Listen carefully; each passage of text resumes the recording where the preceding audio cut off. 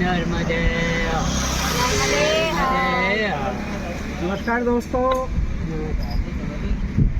सुबह की गुलाबी सर्दी है और इस समय हम हरदा ज़िले के चारखेड़ा रोड पर हैं और सुबह सुबह हमारे साथ में ये 4 लोग हैं नर्मदा परिक्रमावासी, जिनमें 2 बहनें हैं और 2 भाई हैं। आप लोग कहाँ से हैं? गुजरात और महाराष्ट्र। हम लोग गुजरात से है, राजकोट जी। हम नौकरी पूना में करते हैं। अच्छा, पूना में सर्विस करते हैं। हाँ। और राजकोट से आप है। परिक्रमा और आप महाराष्ट्र से हैं? सभी एक हम ही फैमिली एक ही परिवार। एक ही घर है। ये लड़का है, लड़की है, ये लड़का है, ये लड़के की बात। मतलब 2 पीढ़ियाँ एक साथ चल रही हैं। हाँ, 2 पीढ़ी एक साथ। ये आपको मोटिवेशन कहाँ से मिला कि नर्मदा परिक्रमा पर आपको जाना है? ये इसकी तरफ से। जी, मैंने YouTube पे वीडियो देखा था चितले जी का, जी। उनसे ही प्रभावित होकर फिर हमने सोचा कि हम भी परिक्रमा करें। तो क्या उद्देश्य लेकर आप परिक्रमा पर निकले? उद्देश्य ऐसा कुछ भी नहीं, बस ऐसे ही मैया का हमें ये एक एक्सपीरियंस लेना था। जी। आध्यात्मिक। आप लोगों को कितना समय हो गया? पौने 4 पौने 4 महीने कहाँ से शुरुआत आपकी? ओमकारेश्वर। हमने ओमकारेश्वर शुरू किया था 3 नवंबर को। अब ख़त्म होते होते शायद ये फरवरी भी ख़त्म हो जाएगा, 4 महीने लग जाएंगे। क्या यात्रा के दौरान क्या अनुभव रहे आपके? अनुभव तो खूब सारे रहे, बहुत बढ़िया रहे। और मैं ये कहना चाहूँगा कि हमें इतने दिन हो गए, हम इतना हर रोज़ कहीं और अलग ठिकाने होते हैं, किसी और के घर खाना होता है, कहीं भंडारा होता है, कहीं कुछ, कहीं गृहस्थ सेवा मिल जाती है, कहीं आश्रम होते हैं। पर इतने दिनों में, इतने टाइम में कोई एक नेगेटिव एक्सपीरियंस नहीं है। कहीं ऐसा नहीं कि किसी ने गुस्से से बात करी हो या कहीं से कोई ठीक से रिस्पॉन्स ना मिला हो। एक एक्सपीरियंस ऐसा नहीं है, सब बढ़िया। कुछ बीमारी कुछ नहीं, ऐसा कुछ भी नहीं। दूसरा हम लड़कियां हैं तो ऐसा भी कोई ऐसी नज़र से नहीं देखता, सब मैया की नज़र से ही देखते, तो वो लड़कियों की दृष्टि से भी कुछ भी नेगेटिव एकदम सेफ वाली जर्नी सेफ वाली जर्नी। बिल्कुल नहीं। हम रादर सजेस्ट करेंगे लोगों को कि अगर हो सके तो अच्छे हैं तब करो, तो एंजॉय कर सकोगे और समझ पाओगे कि मैया क्या है और परिक्रमा क्या है, ये अच्छे से समझ पाएंगे। अदरवाइज जैसे बूढ़े हो जाते हैं, हाथ पैर दुखते हैं, तो ढंग से परिक्रमा भी नहीं होती और ढंग से मैया का नाम भी लेना नहीं होता। पर अच्छे हैं तो तब करो, तो दोनों हो जाए। वक्त रहते वक्त निकाल के करना चाहिए। बहुत अच्छा है। हमें तो ये पता चला कि जब एकदम तंदुरुस्त हो, स्वस्थ हो, तब कर लेना चाहिए। एक बार ही तो वक्त निकालना है, थोड़ी पूरा जीवन निकालना है। यात्रा के समय हमें ये मालूम हुआ है कि कुछ परिक्रमा पथ ऐसे हैं जो सघन वन क्षेत्र से होकर गुजरते हैं। हाँ, तो वहाँ आपका अनुभव क्या रहा? देखो, सबसे पहले हमने ओमकारेश्वर से शुरू किया था। तो पहले अब पड़ता है शूलपाणी, और अगर मैं कहूँ तो ऐसे सबसे बढ़िया एक्सपीरियंस शूलपाणी में ही रहा। एकदम नेचर से कनेक्टेड, कहीं सड़क नहीं। अभी तो खैर थोड़ी बहुत सड़कें बनने लगी है, पर पगडंडियाँ है, जैसे कोई व्हीकल नहीं है। तो क्लाइमेट भी बहुत क्लियर है, और वहाँ पे कुछ जगहों पे फ़ोन का नेटवर्क भी नहीं था, तो एकदम नेटवर्क से डिस्कनेक्टेड, अकेले में। वो जो मज़ा आया, वो वैसा मज़ा कहीं और नहीं। एक और चीज़ हमें सुनने को मिली है कि कुछ रास्ते तो ऐसे भी हैं कि जहाँ ठीक से पैदल चलने की भी स्थिति नहीं होती। वहाँ क्या अनुभव रहा? देखो, कई रास्ते हैं ऐसे। अगर तट पे चले तो कुछ रास्ते ऐसे हैं जहाँ पे ढलान ज़्यादा है, जहाँ पे फिसलन है, और फिर खेतों में कई बार पानी दिया होता है तो फिर आजू बाजू के उसमें कीचड़ हो रखा होता है, तो वहाँ चलने में दिक्कत होती है। तो लोग अलग अलग बड़ी पर्याय परेशानी ढूंढ करके लेते हैं। कोई पूछा सड़क से ना। चलता है, कोई किनारे से चलता है, कोई हो सके तो नहीं हो रहा है, नहीं पैदल चला जा रहा है तो गाड़ी से निकल जाता है, ऐसा है। तो हमने प्रेफर किया था कि हम सड़क से चले, और जहाँ कहीं रास्ता है चलने जैसा वहीं पे हम लोग जाते थे किनारे पे। ज़्यादातर सड़क से चलते, थोड़ा सा ही। लेकिन जो लोग किनारे से चलते हैं उनको ऐसे मैया कुछ होने नहीं देती। हाँ। उनका भी एक्सपीरियंस इतना भी खराब नहीं होता है, वो सब कर रहे हैं। जैसा कि परिक्रमा के समय 2 प्रदेश कनेक्ट होते हैं, हाँ। हाँ एक मध्य प्रदेश होता है और एक गुजरात होता है। हाँ, बीच में महाराष्ट्र भी पड़ता है। महाराष्ट्र भी थोड़ा महाराष्ट्र सा है। 3 प्रदेश है। हाँ। तो ये तीनों प्रदेशों में अच्छी व्यवस्था, माफ करना आप गुजरात से हैं, हाँ अभी हम मध्य प्रदेश में हैं। हाँ बोलिए, अरे उसमें क्या। तो तीनों प्रदेशों में अच्छी व्यवस्था जो है, किस प्रदेश की आपका अनुभव है? हमको तो एमपी का हुआ है। हाँ अभी कैसे महाराष्ट्र का पार्ट बहुत कम है, और जो महाराष्ट्र का पार्ट है वो आदिवासी वाला पार्ट है। तो वहाँ पे हम लोगों ने ऐसे देखा कि वहाँ पे उन लोगों के पास बहुत ही कम मिलता मात्रा है। में है जो भी उनके पास है, पर उसमें भी वो लोग जितना हो सके उतना हमें देते हैं। तो ऐसे नहीं बोला जाएगा कि हाँ, वहाँ पे कौन सी कम सेवा अच्छी है, कौन सेवा सी मिली है। वहाँ पे उन लोगों के पास 1 रुपए की कमाई है तो 50 पैसे वो हम लोगों को सेवा में दे देते हैं। ऐसे वहाँ पे हम लोगों ने छोटे देखा। छोटे घर हैं, हाँ, ज़्यादा सुविधाएं नहीं है, पर फिर भी पर वो फिर लोग भी सभी को देते हैं। देते थे। उनसे जो मेन है बनता सेवा था। भाव। तो सेवा भाव तो सबके अंदर है, वो तोला नहीं जा सकता, यहाँ पे हाँ। कंपैरिजन नहीं हो नहीं की सकती। जा- और एमपी उसके कंपेयर में काफ़ी सदर है, तो उसकी वजह से एमपी में काफ़ी अच्छी सुविधाएं अच्छी है। सुविधाएं हाँ, अच्छी है। बस बाकी और यहाँ सेवा पे भाव भी सब लोग चीज़। इतने ही भाव से करते हैं, मतलब हमें ऐसे लगता है कि मना भी नहीं किया जा सकता है। इतने प्यार से वो लोग रखते हैं कि ऐसे लगता है नहीं, अगर टुकड़ा ना नहीं बोला जाता। ना तो तो उनको फिर बुरा लगेगा। हमें या हम फिर बुरे मना हैं अगर उनको ना बोल रहे हैं तो। इतने प्यार से रखते हैं। नहीं, हम आपसे जो चर्चा कर रहे हैं वो कर रहे हैं सरकारी स्तर की, अच्छा, प्रशासनिक स्तर की। हाँ, और नर्मदा तो पतित पावनी है, पुण्य सलीला है।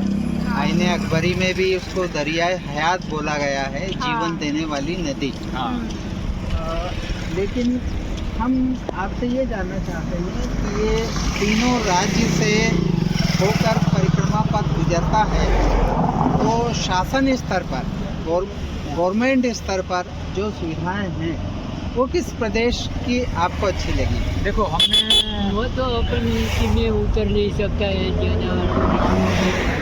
आज इधर तो कल को दूसरी जगह पे रहता है। ऐसे, पर हमने गुजरात में एम्बुलेंस के फॉर्म में सहायता के लिए कई सारी वैन देखी थी रास्ते में, कहीं कहीं कुछ Medical- डिस्टेंस पे आश्रम रुकी के हुई बाहर होती थी। खड़ी रहती है। वो लोग कहीं रास्ते मेडिकल में भी सपोर्ट मिल जाती देते थे। है, बहुत सपोर्ट तो होता वो है। सुविधाएं हमने गुजरात में ज़्यादा देखी। तो गवर्नमेंट के थ्रू जो गवर्नमेंट सपोर्ट के थ्रू जो रहता है सपोर्ट रहता है, सरकारी सहायता, वो गुजरात में वो गुजरात में ज़्यादा देखी। एक प्रश्न और है आप दोनों से कि ऐसा कहा जाता है कि महिलाओं से उनकी उम्र नहीं पूछना चाहिए, लेकिन आपसे इसलिए उम्र पूछना जरूरी है कि इस परिक्रमा पथ पर अधिकतर बूढ़ी महिलाएं गुजरती हैं। हाँ, आप दोनों युवा हैं, हाँ, तो आपकी उम्र क्या है? लेट 30। हाँ, सच है, late 30। Late 30 and you? Same. Same. तो महिला होने के नाते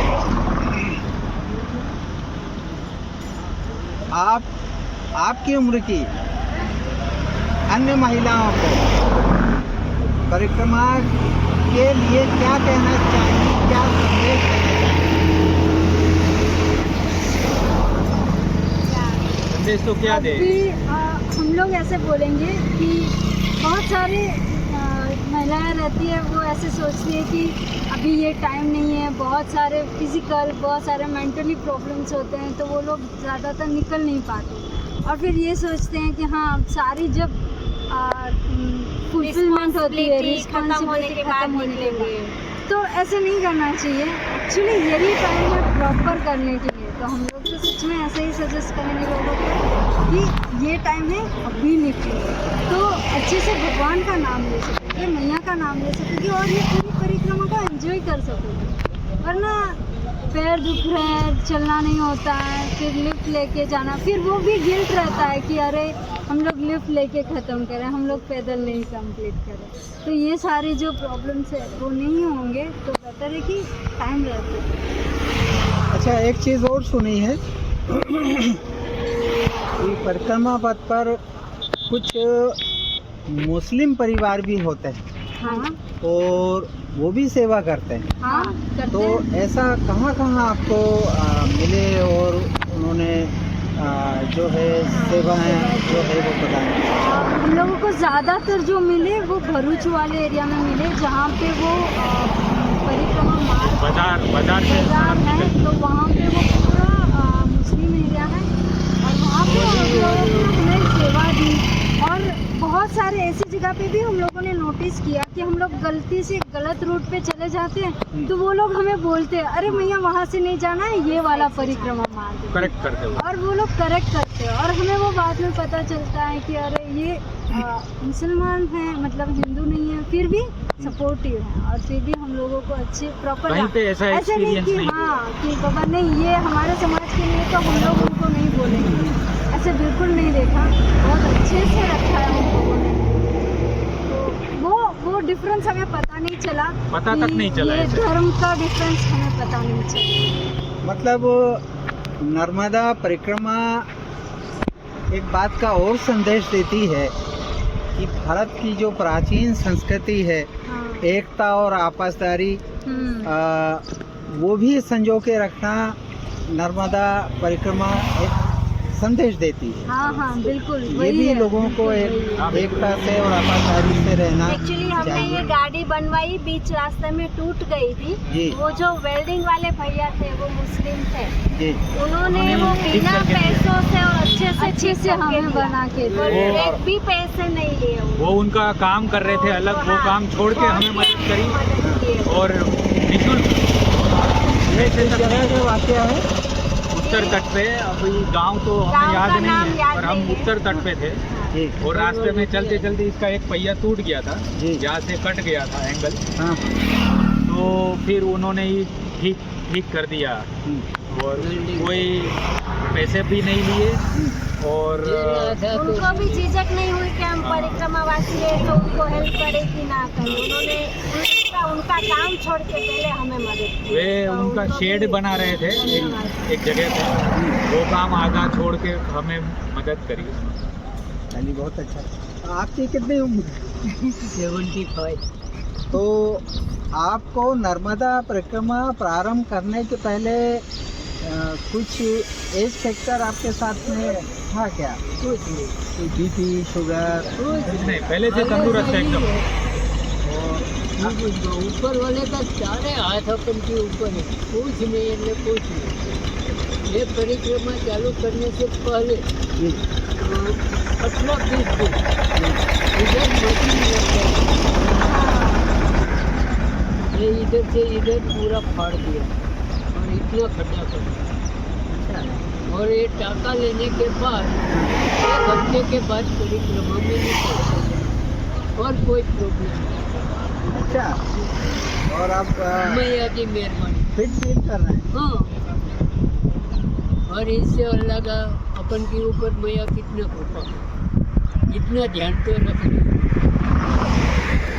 हमारा भी सौभाग्य है हरदावासियों का कि हरदा से 20 किलोमीटर दूर ही नर्मदा है और centre point of the river नाभि कुंड है। तो यहीं से आदि नर्मदा इस साइड है, आदि नर्मदा हाँ, इस तरफ हंडिया, उस तरफ नेमावर।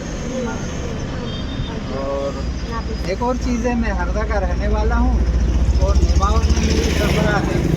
अरे वाह। फिर तो आपको बहुत बार इधर उधर जाना हो पड़ता इधर है। उधर करके ही मैया का दर्शन तो हो जाता है। बड़े भाव या को भाव मगर आपने करी है जगह तो नर्मदा जाती परिक्रमा? हाँ, आपने करी है? अब हम लोग जो है ये मार्च एंड में हाँ। बाय रोड करेंगे अच्छा और because we are journalist, okay. हम लोग पूरी एक कंप्लीट स्टोरी बनाना चाहेंगे अच्छा और ये लोगों को बताना चाहेंगे कि सरकार को बताना चाहेंगे कि कहाँ कहाँ रास्ते खराब हैं। So I would suggest if you do it on foot instead of doing on road, it will make sense. It will have different impact. So if you do it by road, of course you will be able to complete in within say 22 days, 25 days, within a month. But if you do it on foot, you can cover lot many things. हम लोग क्या है कि bike से जो जाएंगे वो तो केवल स्पॉट तक जाएंगे, हाँ वहाँ जो अच्छी सुविधा है या कुछ प्रॉब्लम है तो उसके लिए तो हम लोग जो है पैदल ही चलेंगे, है ना। ऐसा करके हमारी डॉक्यूमेंट्री भी हो जाएगी हाँ और जो कुछ प्रॉब्लम्स है तो वो भी सॉल्व हो जाएगी। और जो सरकारी मंत्री हैं या सरकारी नौकरशाह हैं वो बड़ी बड़ी डींगें हाँकते हैं कि हम नर्मदा परिक्रमा पथ के लिए ये कर रहे हैं, तो ये सुविधा कर रहे हैं, तो वो कर रहे हैं, उनकी भी पोल पट्टी जो है वो पब्लिक के सामने हम लोग की कोशिश करेंगे कि जो परेशानियों के दौर से आस्था को लेकर गुजरते हैं तो वो व्यवस्थित हो। अभी हम गए थे एक नर्मदा तट पर एक गांव में लछोरा, हरदा ज़िले में। वहाँ से बाय बाइक जब हम लोग गुजरे तो 1.5-2 किलोमीटर का इतना खतरनाक रास्ता है कि बाइक तो दूर की बात है, पैदल अगर लोग चलेंगे और दोनों साइड खेत है और अगर वो उन्होंने सिंचाई के लिए पानी छोड़ा सड़क पर आ गया तो लोग पैदल नहीं निकल पाएंगे, कीचड़ हो जाता है। हाँ कीचड़ हो जाता है। तो ये ऐसी चीज़ें हम एक्सपोज करना चाहते हैं। तो आपकी यात्रा शुभ हो, आप अंतिम पड़ाव पर हैं और जब आप गुजरात जाएं तो मध्य प्रदेश का गुजरात को भी सलाम कहिए। दोनों छोटे भाई बड़े भाई हैं, मिलजुल कर रहें, साथ रहें। जय हिंद, जय भारत। इतना कभी